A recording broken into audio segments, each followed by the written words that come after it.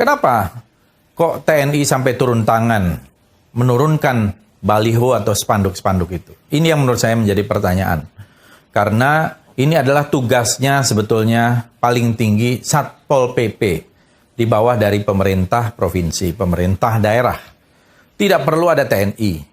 Karena TNI itu adalah sebuah tentara nasional yang kita banggakan, yang kita harapkan menjaga kita dari ancaman, terutama ancaman luar. Yaitu ancaman misalnya separatisme di ujung timur Indonesia, ancaman di utara kita, di Laut Cina Selatan, dan di berbagai wilayah yang lain. Jadi, itulah yang seharusnya dilakukan oleh TNI kita. Menjaga kita supaya Indonesia betul-betul menjadi negara yang berdaulat di negeri sendiri, tidak terpecah belah, tidak ada disintegrasi teritorial, dan juga tidak boleh sejengkal pun lahan kita diambil oleh pihak lain seperti di Laut Cina Selatan yang kapal-kapal asing itu begitu mudah hilir mudik masuk ke wilayah zona eksklusif kita. Jadi saudara-saudara, pernyataan dari Pangdam Jaya itu jelas tidak bisa dibenarkan secara aturan. Bukan pada porsinya. Saya katakan bahwa Pangdam Jaya ini sudah offside. Tidak bisa seorang Pangdam memerintahkan untuk pencabutan penurunan baliho. Jelas itu melanggar aturan.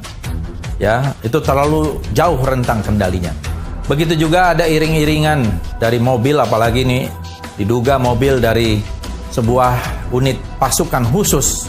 Yang intinya kalau pasukan khusus itu ya memang perang. Itu berhenti di Petamburan dan kemudian menggunakan klakson dan seterusnya. Penggunaan alat-alat militer ini harusnya ada aturan. Tidak bisa digunakan untuk kepentingan sipil atau untuk menakut-nakuti rakyat kita.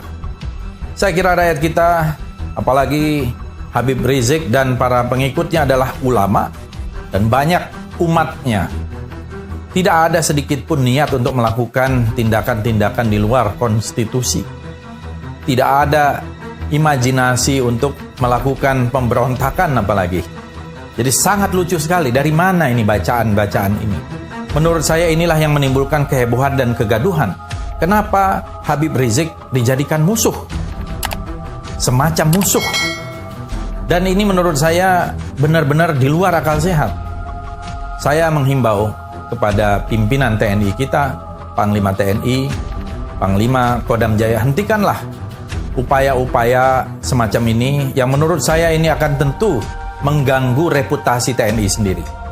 Saya tahu banyak jenderal-jenderal TNI yang hebat-hebat, yang pikirannya maju, visioner dan jauh ke depan, dan tidak menjadikan rakyat, apalagi ulama, sebagai dalam tanda petik musuhnya.